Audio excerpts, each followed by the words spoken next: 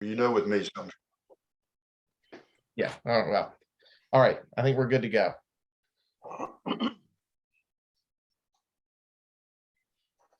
Okay, everybody. This is our first preseason clinic. We're honored to have the opportunity to present this and hopefully get everybody into a great review refresher mode to get us off to a great start for the season. We've got myself, I'm Chuck Eakes. Tonight, Quinn Morris is our esteemed producer. Quinn, I think everybody knows Quinn. Gerald Moyd. Gerald, you want to just raise your hand so they know you're Gerald, and our esteemed leader, Supreme Commander, Art Harden has joined us tonight, and we're very happy for that.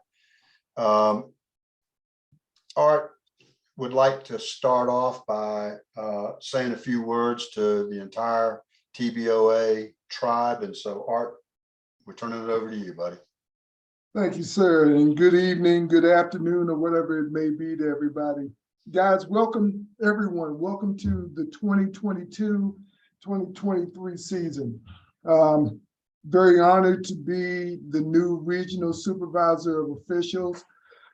Triad has been in my life for over 30 plus years. I just now came off the floor to the supervisory position. So I remember the excitement and everything that was involved in officiating high school basketball, and that will not be lost on me in providing opportunities for each one of you to grow and become the best officials that you can.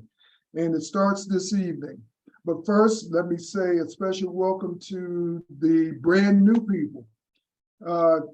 Folks, welcome to this wonderful avocation of officiating. We look forward to seeing your growth, contributing to your growth, and that you're able to achieve some of the goals that many of us on this call and those in the room with you right now have achieved through their officiating careers. We have some new members coming into Triad also. Guys, welcome. We look forward to you bringing your skills and abilities and blending in and contributing to making TBOA the best officiating group in the state of North Carolina. And to the returning people that I've had an honor to be on the floor with, and others that I've had a chance to interact with over this 30 plus years of officiating. It's a thrill to be working with you. You know, it's just recently I was in those chairs with you learning, preparing for the season. So now back on this side of it, I'm going to be learning a lot, but I'm also excited about the opportunities to work with you. And thank you also to all the folks that have really said, expressed congratulations on me being selected for this position. So I'm ready to be of service to everyone. This coming season is going to be one with some challenges. Me learning this new position, working with everybody, learning everyone that's here in TBOA. We also, well, the elephant in the room is a thing called Dragonfly, the new signing and payment system. It's got its flaws, guys. I'm not going to sit here and hide it. And I'm sure there's some people in the room that may be having some cross looks right now because of their frustrations with it, but we're going to work our way through it. We're going to make sure that we're getting you in the proper places, and we're making certain that we're going to serve the schools. So to do all of that, to prepare for this season, it starts now. Please use the resources of use the resources of the people in the room. There's a lot of guys here that I've learned from and will continue to learn from.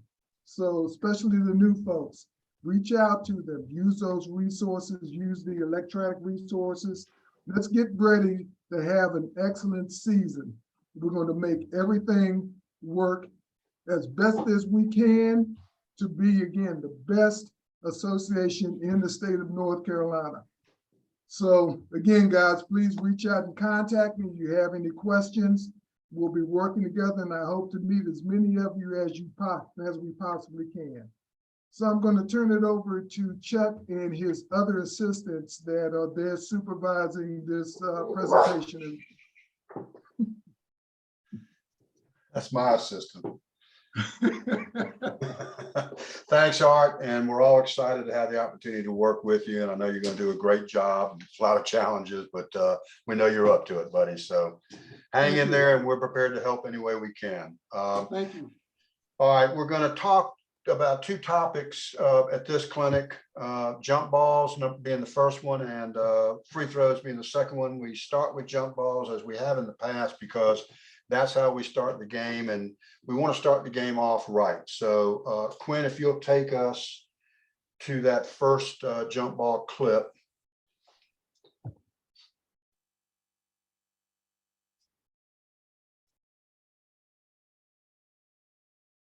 So far, everything's legal, and stop right there, please. Gerald, I know this is something that is dear to your heart and that you like to talk about, but we can't wait till after the ball is tossed or, the first foul we called or whatever to get ready to officiate. So you want to talk a little bit about getting our minds right and when we should be doing that? Yes, absolutely. We should be ready to referee this game as soon as we're in the locker room, and during pregame, we should be getting our mind right. When we're on the floor, we can't wait until the first shot go up. We can't wait until the first foul. We should be ready to officiate as soon as we're in position, as these three guys are on the floor that you're looking at. And because anything can happen, so our mind, our body, everything has to be ready to officiate before this ball is tossed, and we need to be focused. And this is not the time to take some time off and get ourselves ready and get your body loose. We should be there. We should be prepared. Everything should be ready to officiate this game as soon as you step onto the floor. Very good. This is if you don't think things can go wrong on a jump ball, we've got two clips. Almost all the clips that we'll be showing for these clinics are from last year's state championship game. So this is a state championship game. And here's what can happen to you. So if you go ahead and what we're gonna, I've got two puppies, by the way, and this is apparently their playtime. And their mom is out at a cocktail party while I'm out here working my butt off. So that's what the yapping in the back is about. I think they're cute. Anyhow, we're going to talk on this clip about the jumpers, what they can do and what they can't do, and about the players who are considered to be on the center circle. Not worried about the players who are off the circle right now. So if you'll go ahead and let him, we've got four players who we would consider to be on the circle. Quinn, if you can point those four players out for us. Those two and those two, and they're opposing players. So we've got something to pay attention to, and we're going to talk about what they can do and what they can't do in just a second. Go ahead and let him throw the ball up. Quinn. Great. Now, if you'll notice, Quinn, if you'll point to the ball has become live. As soon as the ball leaves the referee's hand here, the ball has become live. We have a live ball. If you'll see where Quinn's got his cursor or pointer, whatever you call this thing, that player's foot has broken the plane of the circle. She's a non-jumper. The non-jumpers cannot come onto the circle until the ball has been touched. Okay, that ball has not been touched at this point, at least not according to the U1, because he hadn't chopped anything in. So we have a potential violation right from the get-go in a state championship game. These players on the circle, those four, none of those players can break the plane of the center circle until the ball has been touched. They can't move around the circle until the ball has been tossed, but they can move. Let's make sure we understand players on the circle can move. The players cannot move, the players who are on the circle cannot move around the circle until the ball's been tossed. So the ball's been tossed, they can move around the circle. They cannot move into the circle until the ball's been touched. We got a problem there. They can move off the circle anytime they want to. There is no restriction on when they move off the circle. So any one of those 4 players or all 4 of those players could have taken off away from the circle at any point in time, and they would have been legal. By the way, on the circle is considered to be within 3 feet of the circle. That's the 3 foot. That's the 3 foot area. I think I've made. Hopefully, I'm saying that correctly. I know I'm saying it correctly. Hopefully, I'm saying it so it can be understood. So we have a problem here now.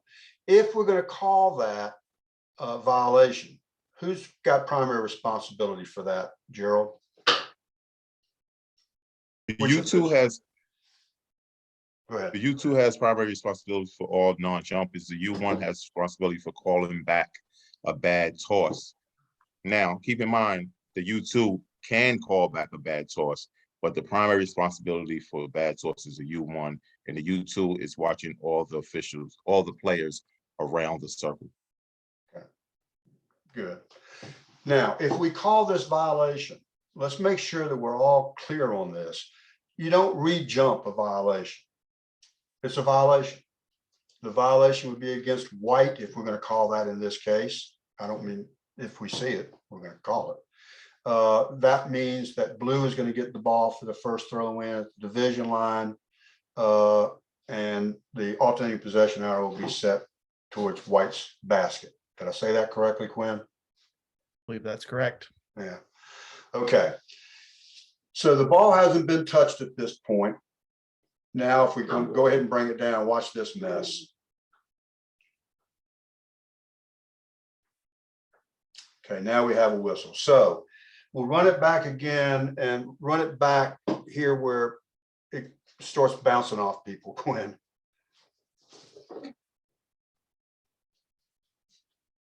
Okay, so at this point, the ball has touched the player. It may have touched both players. The rule is that the rule is not that a player has to tap the ball. There's no specific way the player has to touch the ball by rule.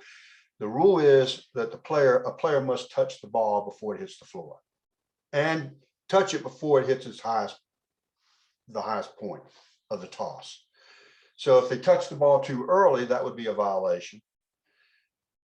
If they don't touch the ball at all before it hits the floor, we got to have a re-jump. Okay. But in this case, the ball has touched at least one player and perhaps both. That's legal. All right. Any questions, Quinn, Art, Gerald? No. All right. Now, a jumper can't touch the ball more than twice before it hits the floor. Keep that in mind. If a jumper touches the ball with both hands simultaneously during the jump, that's considered one touch. But a jumper cannot touch it more than twice. So if they touch it simultaneously and then touch it again, that would be the second touch. That's fine. If they touch it again after that before it hits the floor, we've got a violation. We don't have a re-jump, we have a violation. Okay.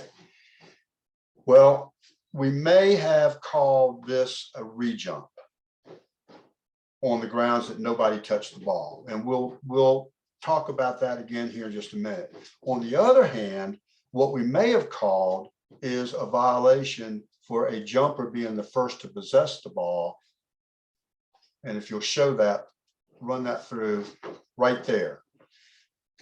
That's and I say he may have called it for that because I have been in games where that call has been made, that the ball has hit the floor and then a jumper picks the ball up and it's the first one to pick it up. So if that's what was called, we have error. We still have an error because that's perfectly legal. Once the ball hits the floor, the jump ball restrictions have ended. So now anybody can pick the ball up. If he called that, the crew needed to come together, because if he called that, we have a incorrect ruling by rule, not by judgment, by rule. And that can be corrected. It's not a correctable error, it's an inadvertent whistle rule.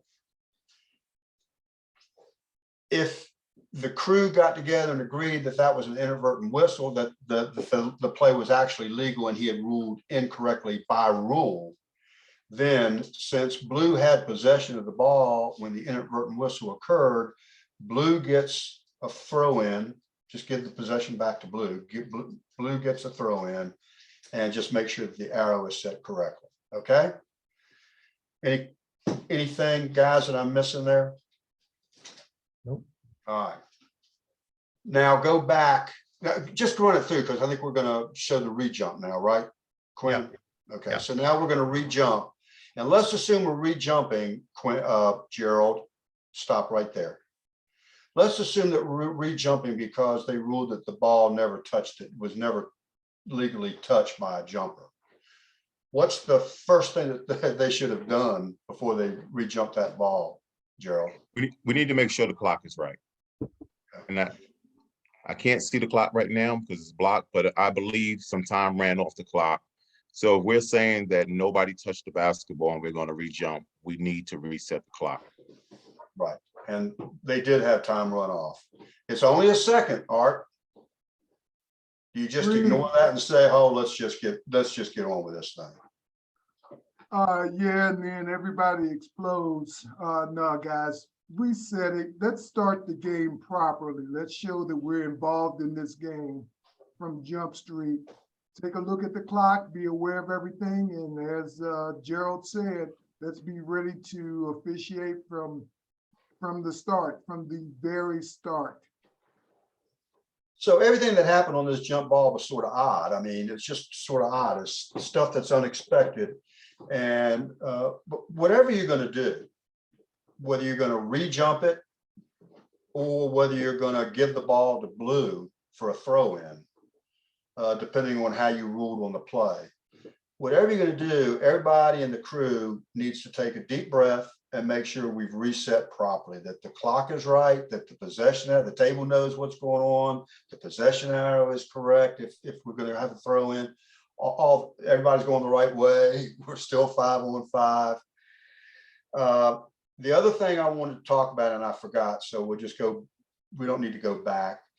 What happens if, well, even in this case, since, well, no, in this case, this actually would be interesting rules discussion. Let's assume this is the original jump ball, not the re-jump. What happens if right before he tosses the ball, at any point before the referee tosses the ball, when they come out, they're getting ready to toss it, but he hasn't tossed it yet, the horn blows and they tell you that one of those 10 players out there is not a designated starter. Let's just talk about that for a second. What happens depends on what the coach does. If he hasn't tossed the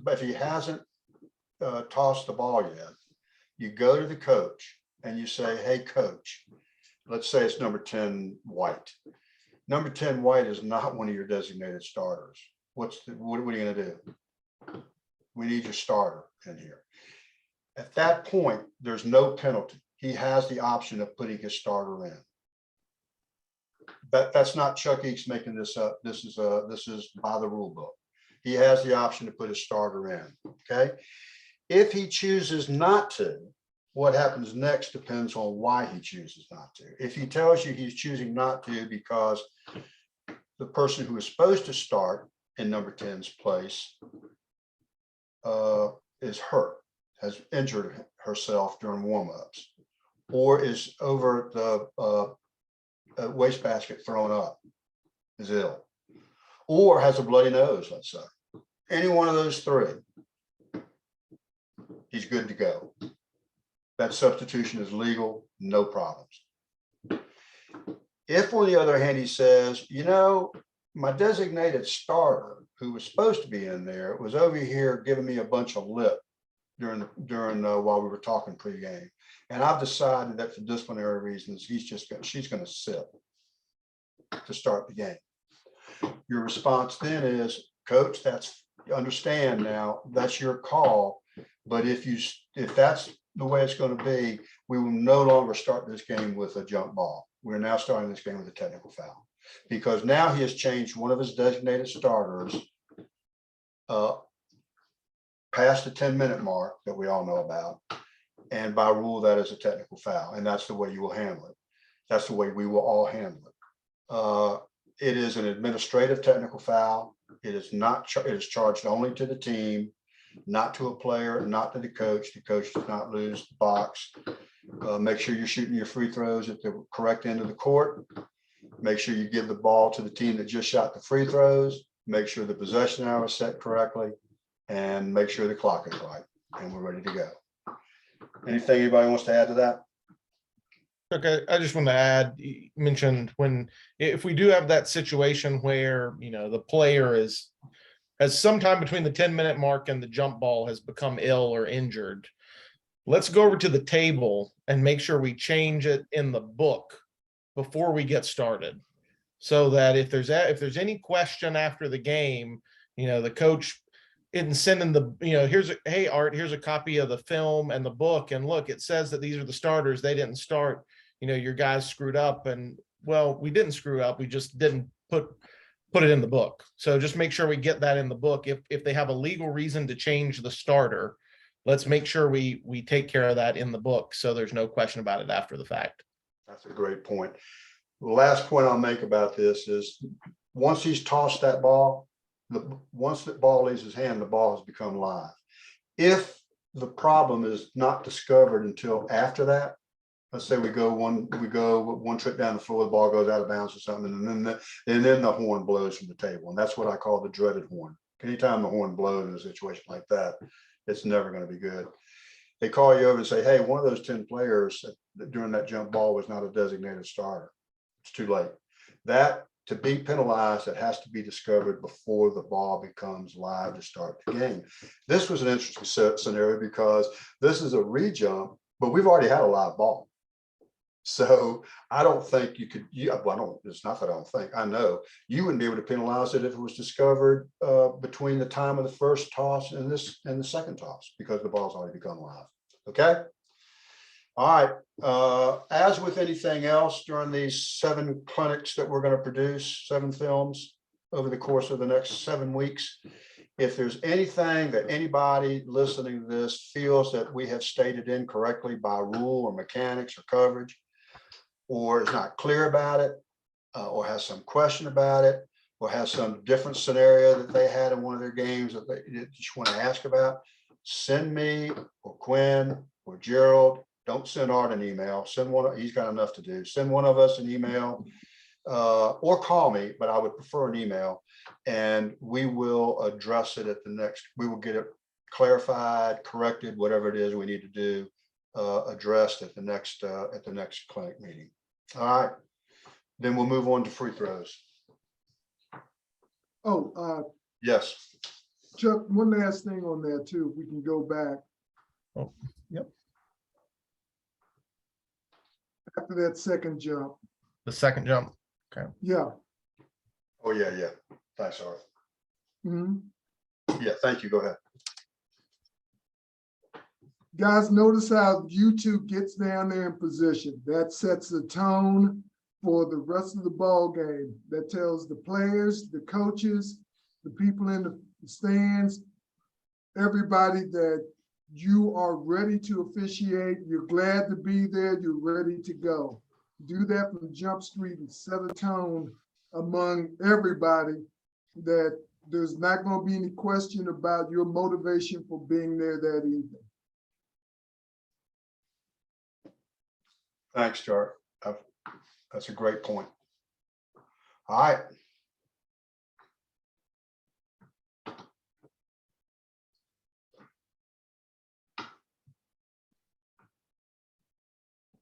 Okay, we're going to talk now. We talked earlier about the players on the circle. Now we're going to talk about players who are not on the circle, who are off the circle.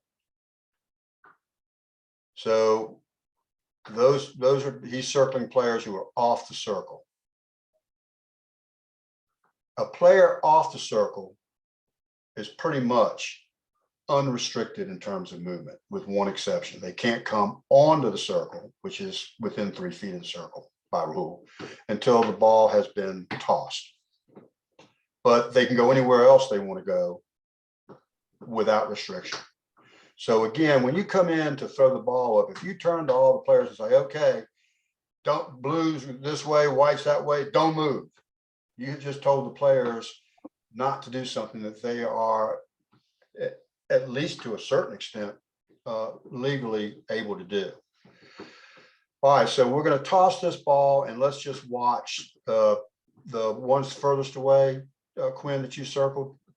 Those two, yeah, just kind of watch their movement. Boom. So here they come. I don't think I've ever seen non-jumpers rush. There was actually 4 of them rush the circle quite as aggressively in my, would you say 35 years, Art? And I think I'm at 350, if I'm not mistaken. Years. Okay. If you deem that they did not come on the circle until after the ball was tossed, they're legal. If you deem that they came onto the circle before the ball was tossed, they're not legal. Okay.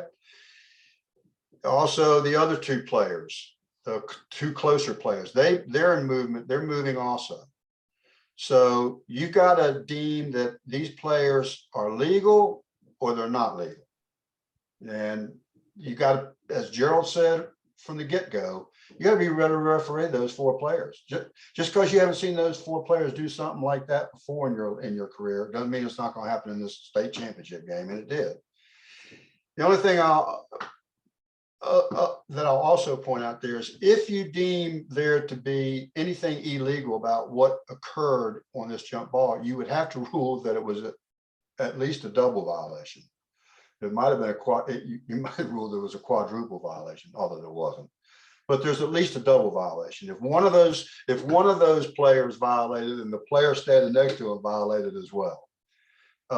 And in that case, you would have a double violation. And just point that out simply as a way to kind of illustrate, anytime you have a double of anything in high school basketball, it's a point, you get a point of interruption, if there is a point of interruption. In this case, the point of interruption is the jump ball, because neither team had gained possession at the time that you would have deemed a violation to occur. Now, I hope I'm not confusing everybody by this. I'm not saying that a violation of any kind occurred on this clip. Do you agree, Quinn? I agree. Okay. I'm just saying, if you got excited about this and ruled that there was a violation on this play, it would have to be a double violation. The only reason there would be a violation on this play is if you considered the first 2 players that Quinn circled, those 2 out there, if you think they came on the circle before the ball was tossed, that would be a violation. That's the only way they could have violated. I guess the player in black could have been ahead of the player in white, so maybe you would have had a single violation if you had one. And these 2 players here, if you deem them to be on the circle, they moved around the circle, but they moved around the circle after the ball had left the guy's hands. So I don't like the position that they're in. Gerald, do you agree with that? You know, they start off kind of behind each other, Gerald. Yes, behind each other. Yeah, she's definitely behind the other player. If you can keep from getting them started that way, and I'm talking to everybody, I'm talking to the entire association, that's not a good starting point. Nothing good can come from that. So if you can kind of get them side by side rather than directly behind each other, that's a good thing to do. Anything else we want to talk about there, guys? Art, you okay with everything else on that? Yeah, I'm okay with it, but the 2, U1 and U2, you're involved in jump balls also. And that's the whole point that we're making here. Be involved, be ready. Just don't laissez-faire your way through this initial jump ball. Again, let's set the tone for the game, each and every game. Ready to go to free throws? Let's do it. Let's do it. All right, before we get started, two quick asides, rule things. Number one, remember, if a player is supposed to be going to the free throw line, but can't shoot free throws because that player is injured or has blood, or is thrown up, sick, the substitute has to shoot all the free throws for that free throw shooter. Every one of them. There's only one exception to that, and that's if they're shooting free throws that are awarded for a technical foul. Because I think, just remember, if a sub comes in to shoot technical fouls, sub can come in. If a sub comes in to shoot the technical foul free throws, you can have that sub shoot the first one and then have a sub for that person shoot the second one, as long as it's not the person who got subbed out to start with. And the other thing, I don't think I've seen this, but there's kind of a weird rule. If a player goes to the free throw line and deliberately pulls his or her shirt tail out, or has their shorts down and below the hips, and it's a deliberate kind of a thing, that has to be handled one of two ways. One, if you think that they've pulled their shirt out as a demonstration towards you as an official, that's an unsportsmanlike technical foul. But let's assume that's not what we're ruling. They just pulled their shirt tail out because they're just being difficult. Here's what we do by rule: take everybody off the line. First of all, make them put a shirt tail in, or her. Then get everybody off the line. That player shoots their free throws, whatever free throws they're entitled to shoot. That player shoots the free throws with nobody lined up on the lane lines. Regardless of the outcome of the free throws, that player will then leave the game for a substitute. And the other team, the team that wasn't shooting the free throws, they get the ball for a throw in. That's by rule. And you can't save that player. The coach can't save that player with a timeout. Hopefully it won't happen to you in your game. I've heard of it one or two times over the course of the last few years, and that's why I bring it up. Okay, run the clip up to the point of the foul, Quinn, so Gerald and Art and you can talk about this coverage. Gerald, you want to start? Yes. Quinn, if we let's run it back to the point of the jump shot.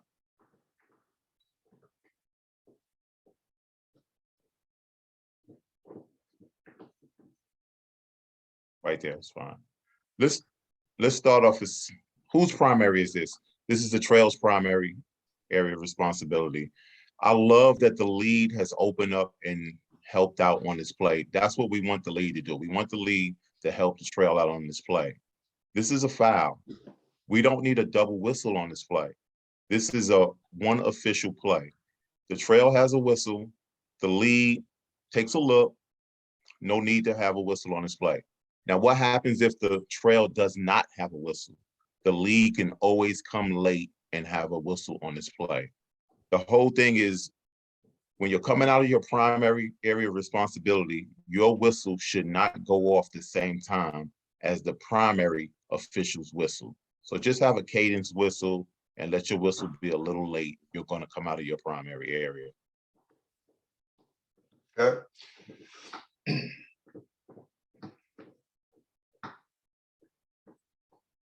So Why don't then, you go ahead, Quinn? Why don't you blow up this Trail official a little bit? And so- also, we need to get in the habit of the right official taking the play to the table, taking the foul to the table. This is the Trail's play. Trail has a whistle. He gives it up to the lead. He shouldn't. The Trail should take this play to the table and report the foul on this play. So let's get in the habit of the right official taking the play to the table. now, in terms of taking this foul to the table, one of the things we want to try to avoid here is running through all these players, right? And yeah, it's a little bit less direct of a route to come around this way. We don't want to cut through all these players. So we have good, you know, we hustle over to the table. That's good. But just let's bring it around the players instead of through the players. And then we get to the table, and, you know, again, we want to try and hustle over, get to our reporting area, come to more or less a stop, report the foul that we've got. So, you know, hustle around, get to us, play stop, especially, you know, in this game, they've probably got a pretty good table, right? But we don't always have great tables. And so the more we can do to make sure we come set, make eye contact with the scorekeeper, and give a good, strong report of the foul, the better. The other thing is, I think we come out here and I think we report this as a block, which I don't know that I necessarily agree with. I think we have right. We want to make sure we're reporting what happened. And I think here we probably want to call this a push, right? A push or a hit, depending on sort of what you think that contact is. But just making sure we're not sort of defaulting to, I think it's easy to fall into a habit where we default to certain calls, right? Unless it's an obvious hit, I'm just going to call it a block, right? In this case, I think it was a push, right? So let's just, you know, make sure we're actually reporting the correct foul at the table for what we had. Right. And Quinn, if you'll take us through that sequence again after the contact of the counter report, because our esteemed leader loves to have eyes on during the dead ball situations. Art, you want to talk about that? Yeah, guys, we need to make certain that we're not ignoring 10 players that are out there on the floor. We have one official going to the table.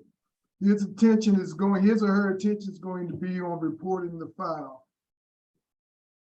In this game, it does not seem to be as much of a problem, you know, if something could spark off. But you know, some of the places that we go, people have tempers, and tempers can spark off in a moment.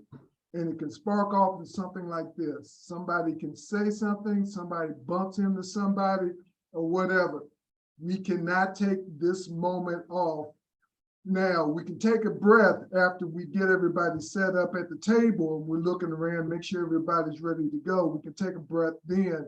But just because the ball becomes dead here, we don't become dead. You've got to make sure that the two other officials, or if it's a two-man crew, whoever is the non-reporting official, does not take that time off.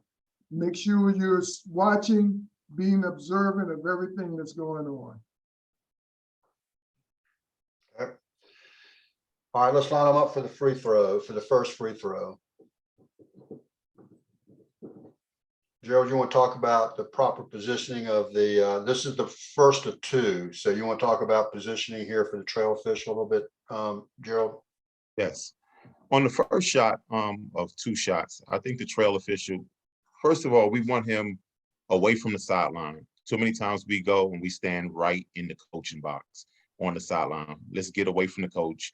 Most courts have a volleyball line. I suggest we stand on the volleyball line right at midcourt so we can see the subs, but we're away from the coach. We don't need to be talking to coaches during free throws. So I like the volleyball line for the first free throw for the trail. All right. And primary responsibilities for the trail, Quinn? So, well, yeah, go ahead. Yeah, On the first of multiple. Yeah, on the first of multiple, really, we've got the flight of the ball. You know, we need to, but you know, again, from where the position Gerald's talking about, we can easily observe that and be away from the coaches. And then slot or C and lead, right? And this is changed a few years back, several years back now, probably, but I think it actually made it pretty easy for us. The C has all the players opposite him, and the lead has all the players opposite him on the opposite lane line. So it's 3 and 3. You've got the players that are facing you. The C is also going to have responsibility, right, for the free throw line here. You know, make sure the shooter doesn't step over. But Yeah, sorry. The other thing I guess I forgot is that Trail has responsibility for people outside of the 3-point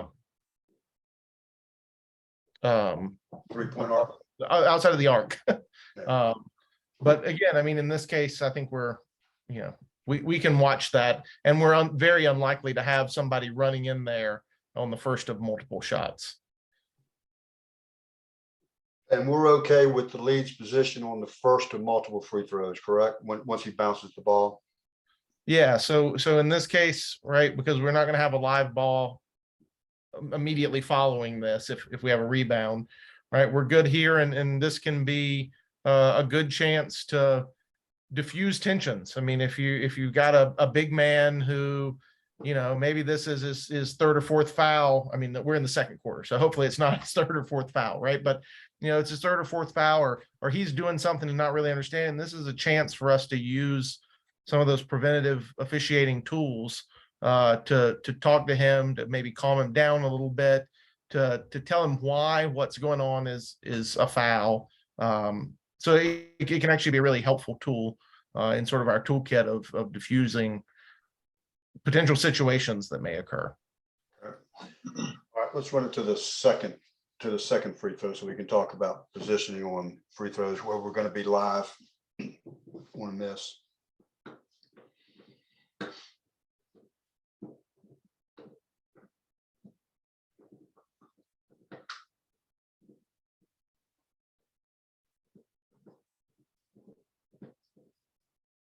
So now we're in a situation shooting the second of two, right? We see Trail has come down, right? Because now we really protecting the 3-point line here is going to be a little more crucial. And on the second of two, we also got to be thinking about what's likely to happen after the free throw, right? So this is where we got to get in position to be ready to referee a potential rebound and putback, or a rebound in a quick jump shot, something like that. You okay with the Trail where he is, Gerald? Yes, I'm okay with the Trail. There's no players around the 3-point line. I'm okay with the Trail coming down and getting closer to the sideline before the second shot. You okay with where the slot is, Gerald? Yes, slot is an excellent position. Quinn mentioned the new setup as far as responsibilities. Now, is the slot going to stay with those 3 players opposite once the ball is released? You know the answer to that question, right? No. The answer is no. Right. Once the slot has decided that those 3 people have not violated, or the free throw shooter, they can't come into the lane until the ball has been released, right? So as soon as that ball has been released, if he's good with the free throw shooter and those 3 players on the opposite lane line at that point, then he knows no violation has occurred. Now his responsibility becomes what, Gerald? The 3 players closest to him. Right. And me, I'm going to focus mainly on the offensive player in the second lane space, because he's going to be the one most likely to push the first player in the lane space underneath the basket to try to get an offensive rebound.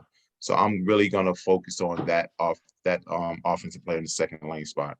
So what you're saying is the slot's going to come off of violation concerns and move into rebounding concerns, correct? Yes, rebound responsibilities, yes. All right. You want to go ahead and the lead, Quinn, are we okay with where the lead is? Yeah, I think the lead's got a nice position. I think we actually maybe even have a tendency to sometimes stay too close in here. But I think we've got a nice wide angle. Again, we're going to need to help out after we get off sort of violation patrol, looking at these guys. Now we got to worry about these guys and what they might do. So I think lead's got a nice wide angle there. I like it. Great, good. Art, anything to add? No, I agree with Quinn. Let those players on that side come into your view. Keep that wide angle that we always talk about. So Quinn's spot on with that. All right. Don't run it yet, Quinn. In just a second, we'll show the release of the ball and the action of the 3 officials, and you and Gerald and Art can comment on what you see good or bad about that. But in the meantime, let's just talk about a couple of rules issues here. we know that if first of all, those first two lane spots on either side, yeah, they got to be occupied by red in this situation. White can't have that. They have to be occupied, and they have to be occupied by red. Exceptions, free throws for intentional fouls, flagrant fouls, technical fouls. In that case, of course, no lane spaces are occupied. By the way, let me do an aside here. Intentional fouls, free throws. Please, everyone, we had an issue with this several times last year in several different basketball games. You never, ever, ever shoot. There's only one time that you shoot more than 2 free throws when you've called an intentional foul. You never shoot more than 2 free throws under any circumstances if you've called an intentional foul, with the exception of an intentional foul on a 3-point shot that's missed. In that case, you'll shoot 3 shots, as if you were shooting for the intent. Nobody be lined up. You just shoot 3 shots for that intentional foul, as opposed to 2. In every other circumstance, there's not this is written in stone. You can't shoot more than 2 free throws for an intentional foul. So if player A is going to the basket and he gets wrecked and misses the free throw, and you decide to upgrade that to an intentional foul, you don't shoot the 2 free throws for the missed shot and then come back and shoot 2 free throws for the intentional foul. It's one foul, and it's an intentional foul, and you shoot 2 free throws, period. Okay. All right. So the other 4 spots can be the next 2 are for the offensive team if they want them. In high school basketball, if the offensive team for some reason doesn't want either one of those 2, the defensive team can come down and take those 2. The next 2 spots, the top 2 spots, are to be occupied by the defensive team if they want them. If they don't want them, they don't have to be occupied. If the offense for some reason wants to move up to that spot, they can. But you can never have more than 4 and 2 on the lane lines. Okay. So now, if red comes in before he releases the ball, it's a delayed violation. I think we all know what that means. If white comes in before he releases the ball, it's an immediate violation. No free throw can be allowed. You just go to the next play. If he's entitled to another free throw, you go to that one. Otherwise, red gets the ball. The issues come up with what happens if red comes in before the release. Let's say red 24 and white 32. Any 2 opposing players on a marked lane space. If any 2 opposing players on a marked lane space come in before the release, you penalize the first to occur, and you try to see 1. You just try to see a first 1. Don't nitpick. If there's any way you've got one before the other, that's the one you penalize. So if red comes in, if 24 red comes in, 32 white come in, both come in before the release, but 24 red came in before 32 white, all we've got in that situation is a delayed violation by red. If you have the same scenario, but 32 white clearly has come in first before 24 red, no free throw. That's the one you penalize. White, the free throw shooter is considered to be on a marked lane space. So if 24 red comes in before the release and 4 white comes in right after he releases the ball, before the ball gets to the rim, I'm sorry, he's not considered to be on a marked lane. That's when he's not considered to be in a marked lane space. Am I right about that, Gwen? Do we have a double violation? Right. Yes, we have a double violation there. He's not considered to be on a marked lane space. The only way you get around that is if you feel like 24 disconcerted and made him come in, caused him to come in early. So I want to be clear about that. Or if you want a marked lane space, 2 opposing players come in before the release, we've got a problem. If 24 red comes in before the release and 4 white comes across the lane space before it hits the rim, we now have a double violation. Doubles everything in high school basketball go to point of interruption. If there's a free throw to follow that one, you would shoot, that's the point of interruption. You go to the next free throw. If there's not, then you go to the, there's no team possession, you go to the alternating possession out. Did I get that right? Same thing, if you had a player up here on the perimeter that came across the 3-point line early for one team, and the other team comes into the, on a marked lane space comes in early, that's a double violation. Okay? Anything else? If that's not clear to anybody that's watching this, send me an email and we'll go over it quickly again. Because I think I tend to say that kind of in a confusing way sometimes. All right, let's move to the next one. Do you want to talk about the movement after this? Yeah, shot? yeah, I'm sorry, yes. Mhm. Gerald, take the trail. I would like to see the trail take a 1 or 2 steps in towards the basket to get in the rebounding position. I think he takes a step backwards. I would like to see him take a couple of steps towards the basket. Treat it just like a regular shot. Just take a step down, go towards the basket. Okay. Now take the slot.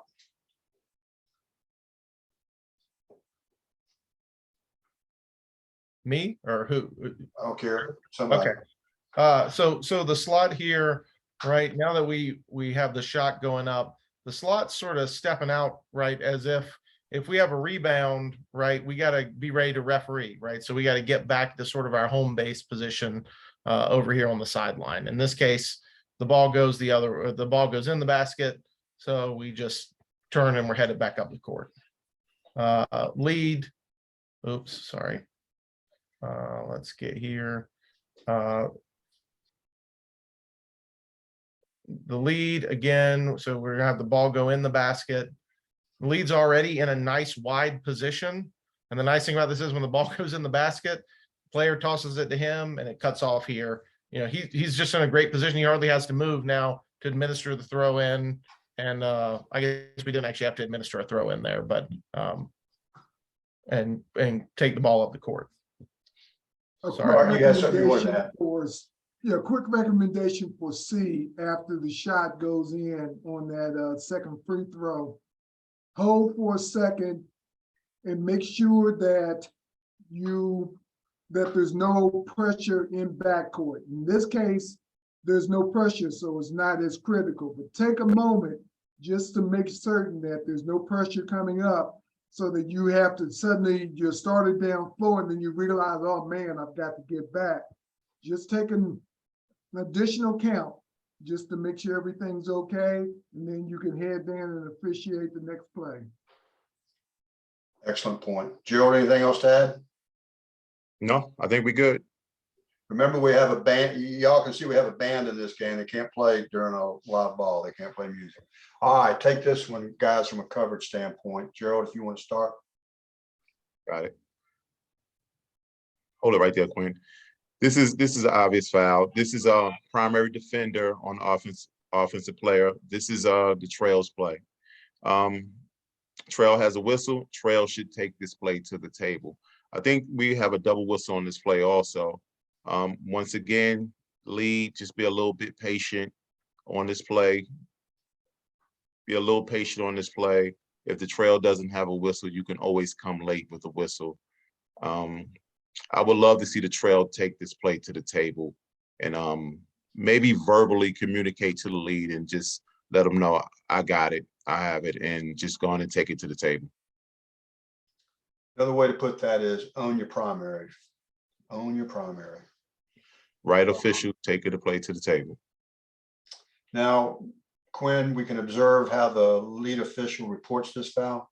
Yeah, so I mean, first of all, unlike the last time where we cut through the players, here we have a good example of sort of coming around the players, coming over to the table. Again, you know, I don't think some guys will say you need to come to like a total stop to report, that's again, that's ideal. Especially again, when, you know, the table may or may not be paying as much attention to us as we'd like. So stopping, making really good eye contact with the table, reporting the foul. Again, here, I think we call this a block. I don't think that's a blocking play, right? I mean, we're looking at a bump or a push or something. So again, making sure we have the right, we report the right foul at the table. And then we come back and get into our position for the first of 2 free throws. Or sorry, the first, the ball went in the basket, I think. Sorry. Yes, it did. So sorry, but we have a substitute. That's why he's hanging out up here for a second to get the substitute in. But then this brings us to the more interesting piece of this play, which is that we have 6 players, and if you might not have caught earlier, we have 6 players in the front court, so we got 4 back here in the back court. And so now we've got to figure out how to referee these 6 players with also 4 players back here in the back court. And I don't know exactly how far they are, but they're not here. They're not anywhere in our vision. So we're probably somewhere around the 3-point line or inside it on the other end of the court. Well, I know one of the 3 officials in this crew personally, and so he's told me that they were pretty deep in the back court. Gerald, you want to talk? You and I spent a lot of time at the TBOA camp talking about this with campers. So you want to go ahead and expound on this a little bit? Yes, we do. This is a play we see all the time, and everybody has a different opinion on this play. And mine's is we have the trail official at half court. Like Quinn stated, we have 4 players in the back court. Now the trail's responsibility on free throws is what? Players around the 3-point line. There's no players around the 3-point line on this play. So if you stand at half court and you go back and forth with your head, watching the front court, watching the back court, to me, you're halfway refereeing in the front court, you're halfway refereeing in the back court, and you're not fully refereeing anything. So my suggestion is the trail, go back there with the 4 players, get even, get yourself in a position where you can see both matchups. Because my 2 partners can referee 5 players in the front court. So the next question is going to be, well, what if it's a rebound, an offensive rebound, and the ball is standing in the front court and you're all the way in the back court as a trail? Guess what?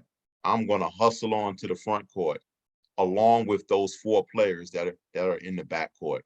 My 2 partners can hold their own until I get into the front court. But let's just get ourselves in a position where we can get back there and we can see those matchups back there, and we're not moving our head back and forth. Because right now there's nothing in the front court for this official in the trail to referee. Right. Art, I know that you're in agreement with that, but I also know that you have a little caveat that you want to add to that. So please. No vacations. There and think we're going to take that play off.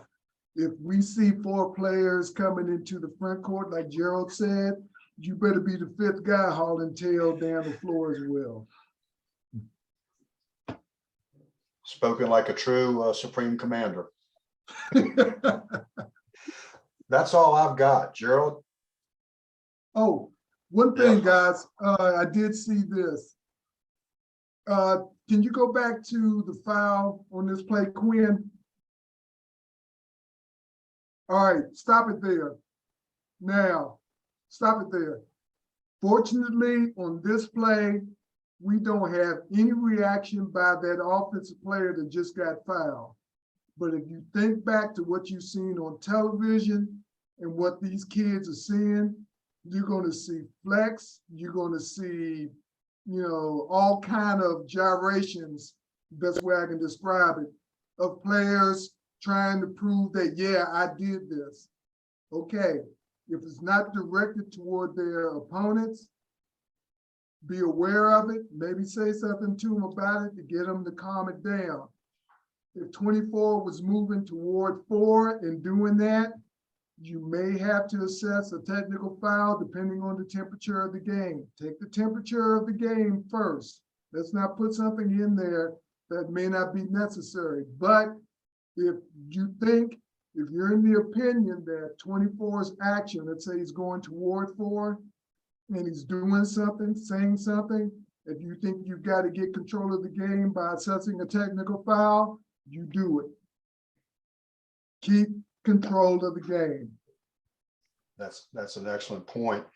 In this case, the slot official should be aware of the fact that we have a double whistle here, that we had a fairly hard foul, and he should be prepared to run to that.